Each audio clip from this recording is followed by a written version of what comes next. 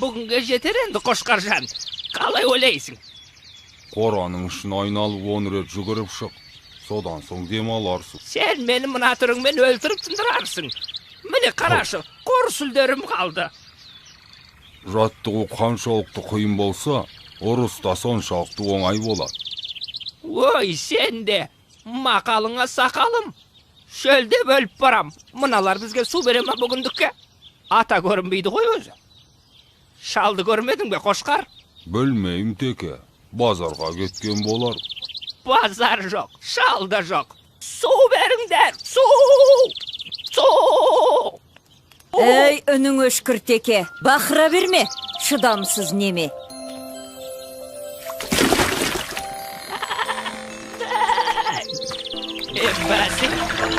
Айналайын қой жарықтық момын ғой, келе қойыңдар ғане. Ана шалы құрғыр жоғалды бұзаудың артынан. Таңертең кеткен ет әлі жоқ, аман болса жарар ет. Жаным ай, шыламаған балаға емшек жоқ деген, солай емес пе достым? Мен бақырмасам, мына кемпір келместе еді ғой, атаны бұзауыз деп кетті дей ме? Ол қайда кетті деген құлағы қалқиып. Білмеймін теке, бірақ ата келмесе, бізге кешке жемді кім береді? Келмегені қалай? Біз сонда жем сусыз қаламыз ба? Мына кемпірге күніміз қараса, жетіскен екен біз. Оның рас теке, біз атаны қайткенде де табуымыз керек. Сен не деп кеттің, Қошқар? Ата жоғалған малын іздеп кеттің.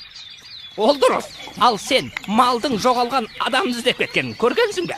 Оның үстіне біз өз қорамыздан бір қадам аттап шықпауға уәделескен жоқпыз ба? Сен қаламын десең, өзің біл. Ал мен атаны іздеуге кеттім. Хоп! Ей, тоқта, Қошқар! Бөлінгенді бөрі жейді емес пе? Мен сені қауқатерге жалғыз жібере алмаймын. Қысқасы, бірге барамыз. Рахмет достым, қорада жалғыз қалуға қорқып ілеспесең болды айту. Ол не дегенің, Қошқар? Мен бе қорқадым? Мына сен үйреткен жаттығулардан кейін маған қасқырларыңды түгемеді. Ер соңымнан! Ай, мақтаншағым ай.